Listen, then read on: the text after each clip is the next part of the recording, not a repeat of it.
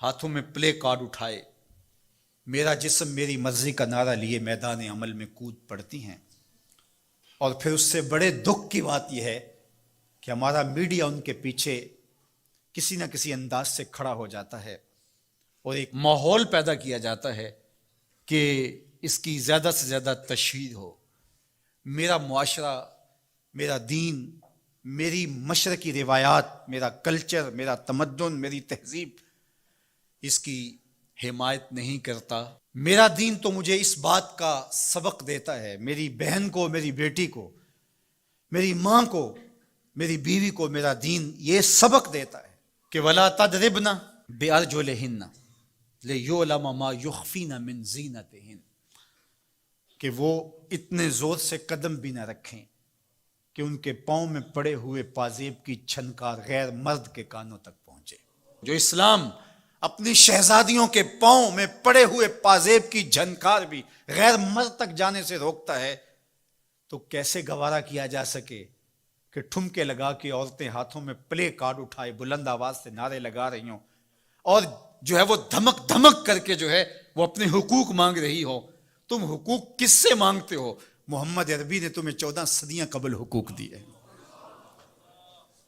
اور اگر تم اسلام کو نہیں مانتی اور اسلام کے ضابطوں سے انحراف کرتی ہو تو تمہیں میں ایک نقشہ ماضی کا دکھانا چاہتا ہوں کہ تمہارے وجود کو بھی گوارا نہیں کیا جاتا تھا.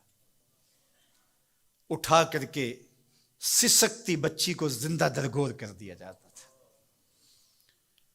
بھائی اس لیے کاٹ دیتا تھا کہ کل کوئی میرا بہنوئی نہ کہلائے. عکاس کے میلے میں بیٹوں کے ہاتھوں مائیں فروخت نہیں ہوئی. تذلیل کا اور کیا روپ تھا جو عورت نے نہیں دیکھا تھا. یہ تو اسلام کا فیض ہے کہ اسلام نے ماں کا روپ دیا، اسلام نے عورت کو بہن کا روپ دیا، عزتوں کی مسند پہ بٹھایا. بیٹیاں زندہ درگور ہو رہی تھی، میرے حضور نے کہا میری فاطمہ میرے جگر کا ٹکڑا ہے. اس کو بتایا کہ تو تکریم کی جگہ پہ ہے، تو عزت کے مقام پہ ہے. اور حضور علیہ السلام سے سیدہ ملنے آتی، حضور اٹھ کے استقبال کرتے. عورت کہتی ہے مجھے حق نہیں دیا گیا جتنے حق تجھے دیے گئے.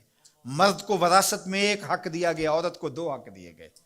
وہ باپ کی وراثت میں بھی حق لیتی ہے، شوہر کی وراثت میں بھی حق لیتی ہے. اس کو 2 حق دیے گئے. تو یہ تو عزت اسلام کی دی ہوئی ہے، یہ تو وقار اسلام کا دیا ہوا ہے. اسلام نے تجھے تکریم کی مسند پہ بٹھایا ہے، اسلام تمہیں عزت کے مقام پہ بٹھایا ہے. تو آوارہ ہو گئی، تو ہاتھ میں پلے کارڈ اٹھائے بازاروں میں گھومنے لگی، آوارگی کو اپنا حق سمجھنے لگی. یہ تو نقص تھا، یہ تو جاہلیت کے زمانے کی عورتوں کا مزاج تھا. تجھے تو یہ کہا گیا فَلَا تَخْضَعْنَ بِالْقَوْلِ فَيَطْمَعَ الَّذِي فِي قَلْبِهِ مَرَضٌ، کہا کہ جب دروازے پہ دستک ہو یا تو فون اٹھا لے، مجبوری ہو کسی غیر مرد سے تجھے بات کرنا، تو تجھے میرا دین کہتا ہے اپنی آواز میں لوچ نہ پیدا ہونے دینا، آواز کو تھوڑا سا کرخت کر دینا. دل کا کوئی روگی تیری آواز کی نرمی سے کوئی اور معنی نہ نکال لے. تو اتنی پاک اور پردے دار ہے کہ تیرے بارے میں خیال بھی پاک رہنے چاہیے. تجھے دیکھ کے مرد کو ادب سے نظریں جھکانے کا حکم دیا گیا ہے. نگاہیں نیچی کر لو، محمد کی شہزادی آ رہی ہے. نگاہیں نیچی کر لو، فاطمہ کی بیٹی آ رہی ہے. نگاہیں نیچی کر لو، عائشہ کی بیٹی آ رہی ہے. تو عزت کے مقام پہ بٹھائی گئی. تو کس نے تجھے آوارہ کر دیا؟ کس نے تجھے بدچلن کر دیا؟ چند ٹگوں پہ، چند ملکوں کے سرمائے پہ اور چند آوارہ عورتوں کے کہنے پہ جو مغرب کی وظیفہ خور ہیں اور جو نہ نظریہ پاکستان کو مانتی ہیں اور نہ ہی نظریہ اسلام کو مانتی ہیں، ان کے کہنے پہ تو ان کے ساتھ جا کے کھڑی ہو گئی. پلٹا واپس، تیری راہیں تیرا دین دیکھ رہا ہے. یہ 4 دن کی زندگی ہے، یہ بکھر کے ٹوٹ جانے والی سانسیں ہیں. آ جا، تیرا دین انتظار کر رہا ہے، تیری نسلیں تیرا انتظار کر رہی ہیں. بطول باش و پنہا شو ازیں اثر کہ در آغوش شبیر بگیری. اقبال نے کہا بہن بطول بن جا اور زمانے کی نگاہوں سے پوشیدہ ہو جا، پھر تیری آغوش میں بھی حسین کے جانشین پیدا ہوں گے. تو مغرب کی ٹینو نہیں ہے، تو محمد کی بیٹی ہے.